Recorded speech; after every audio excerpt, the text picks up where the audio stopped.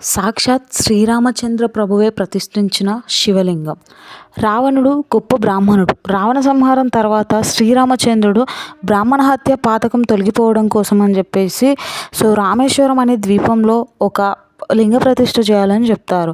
దానికోసం హనుమాన్కి చెప్పి కైలాసం నుండి శివలింగం తీసుకురమ్మని చెప్తే హనుమాన్కి రావడం కొంచెం లేట్ అవ్వడంతో సరైన ముహూర్తంకి శివలింగ ప్రతిష్ఠ చేయాలని చెప్పేసి సీతాదేవి రామేశ్వరంలో ఉన్న ఇసుకతో శివలింగం తయారు చేస్తారు.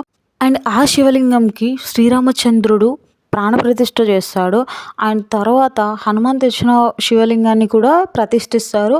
అండ్ రామేశ్వరంలో 2 శివలింగాలు ఉంటాయి. అండ్ 2 శివలింగాల దర్శనం కూడా మనం చేసుకోవచ్చు. అండ్ మా జర్నీ రామేశ్వరంకి ఎలా స్టార్ట్ అయింది, ఎప్పుడు రీచ్ అయ్యాము, అండ్ అక్కడ దర్శనం ఎలా అయింది, అండ్ స్టే ఏంటి అనేది కంప్లీట్గా ఈ వీడియో ఫుల్ ఎండ్ వరకు చూడండి.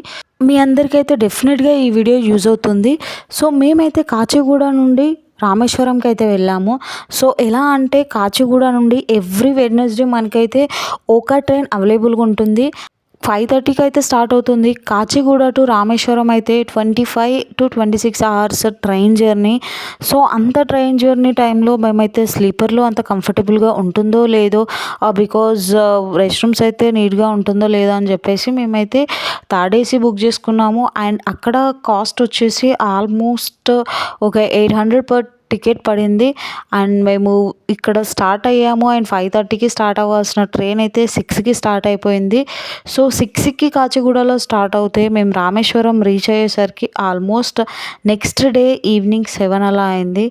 రామేశ్వరం రీచ్ అయిన తర్వాత ఇంకా మనకి రామేశ్వరం రైల్వే స్టేషన్ అదే ఇంకా ఎండ్ పాయింట్. అండ్ క్రౌడ్ కూడా చాలా అంటే చాలా ఉన్నారు. మాకు ఆ ప్లేస్లో ఏం తెలియదు కాబట్టి ఇంకా క్రౌడ్తో ఫాలో అవుతూ వెళ్ళిపోతున్నాము. అండ్ మేము అడ్వాన్స్ రూమ్స్ కూడా బుకింగ్ అయితే ఏం చేసుకోలేదు. డైరెక్ట్ గూగుల్ మ్యాప్స్లో టెంపుల్ సర్చ్ చేసేసుకొని టెంపుల్ దగ్గరికి అయితే రీచ్ అవుతున్నాము. అండ్ నియర్ బై టెంపుల్ తీసుకుంటే దేనికైనా లైక్ ఫెసిలిటీస్ బాగుంటుంది అండ్ అన్నింటికి అవైలబుల్గా ఉండొచ్చు, దర్శనానికి కూడా తొందరగా వెళ్ళొచ్చు అనే థాట్తో అయితే టెంపుల్ నియర్ బై రూమ్ చూస్తున్నాము.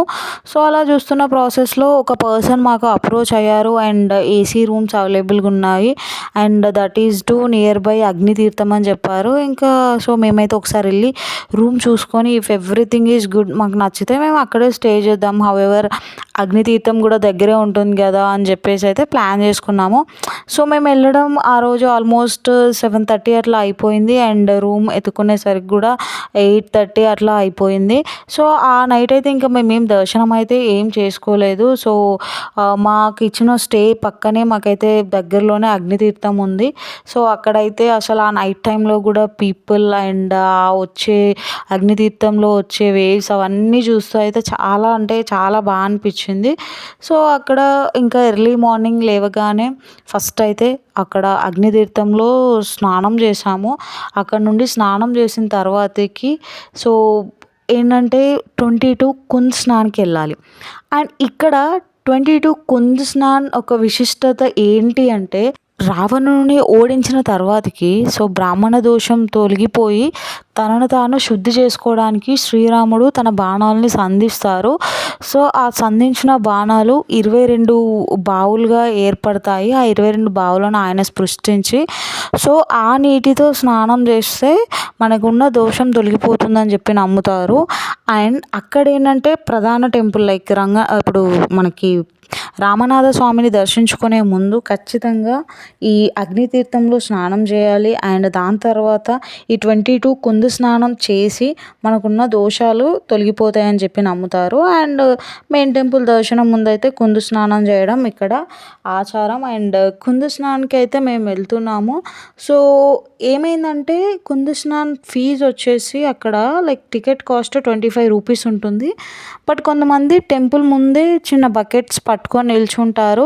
అండ్ వాళ్ళు ఏంటంటే బకెట్ నీళ్ళు కంప్లీట్గా మీ పైన వేస్తారు అని చెప్పేసి 250 ఛార్జ్ చేస్తారు.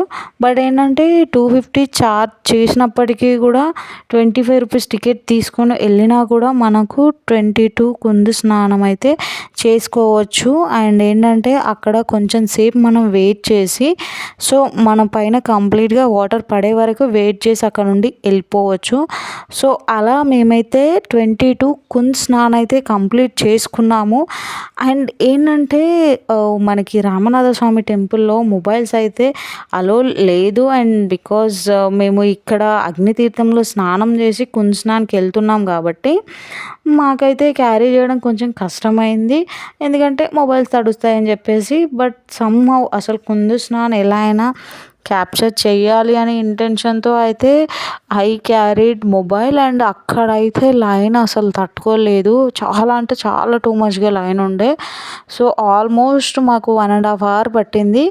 సో కంప్లీట్‌గా ఇంకా కుంద్ స్నాన్ అయిపోయి రిటర్న్ వస్తున్న టైంలో somehow I wanted to capture this moment. So somehow I took my mobile and I captured this. But అది చేస్తున్నప్పుడు అయితే అక్కడ ఉన్న వాళ్ళైతే చూసి లైక్ మొబైల్ ఆపేయమని అయితే చెప్పారు. సో ఇలా మాదైతే కుంద్ స్నాన్ కంప్లీట్ చేసేసుకొని మేము మళ్ళీ రూమ్కి వెళ్ళిపోయి సో డ్రెస్ చేంజ్ అట్లా చేసేసుకున్నాము.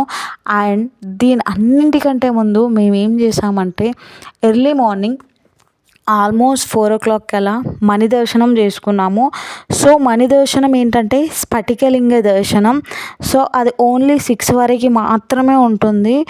సో దానికోసం అయితే లైక్ ఒక టికెట్ కాస్ట్ 200 పెట్టుకొని మేము స్ఫటికలింగ దర్శనానికి అయితే వెళ్ళిపోయాము.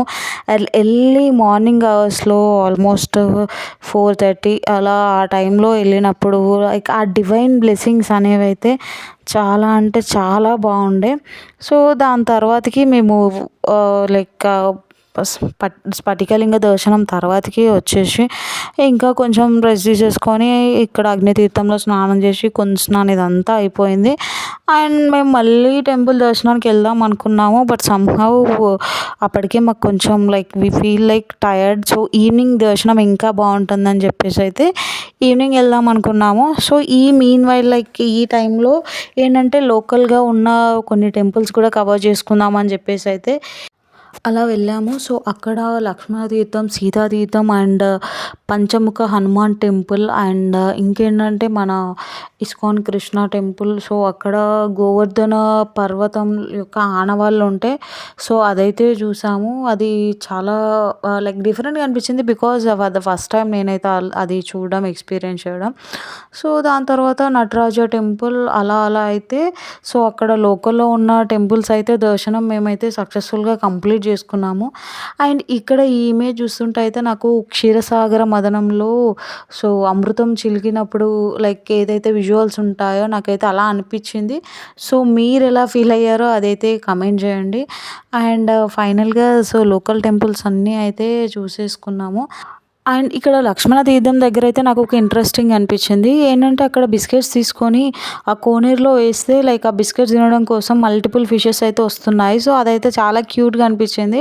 సో ఇంకా ఆ క్యూట్నెస్ చూస్తూ ఒక 2 to 3 బౌల్స్ బిస్కెట్స్ తీసుకొని అయితే వాటికి వేసాము. And thank you so much for watching.